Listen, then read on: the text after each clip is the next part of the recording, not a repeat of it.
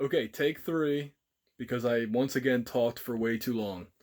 The General Assembly is just as responsible for what's going on as Larry Hogan is, because they could stop this egotistical, stubborn piece of garbage in his tracks, but they've decided not to.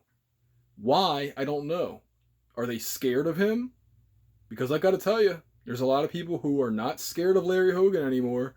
Unfortunately, they're not really doing much to counter him. Now, here's the cool thing.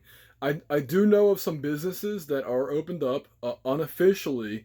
Isn't that ridiculous? They're afraid to open their businesses because of one little short man.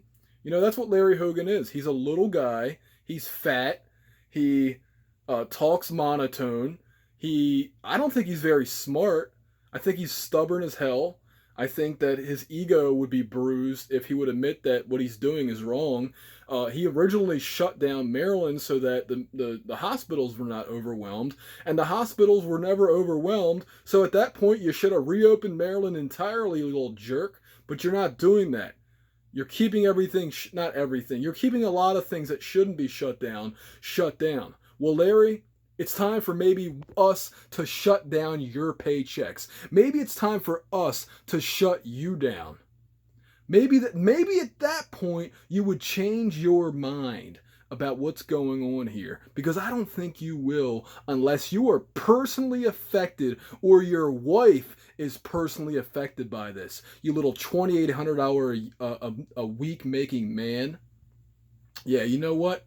The fact that you're a millionaire doesn't bother me. But the fact that you're a millionaire and telling other business owners that they can't reopen their business, that bothers the living hell out of me.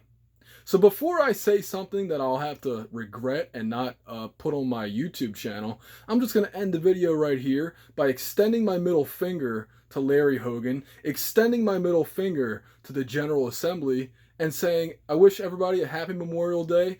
Remember, all those people that died protecting the freedoms of this country, that was all for nothing if we don't stand up for our rights domestically against tyrants like Larry Hogan, against tyrants like the Maryland General Assembly. We need to vote these pieces of garbage out of office. We need to hold them accountable when good people are elected. And when it's all said and done, it needs to never happen again.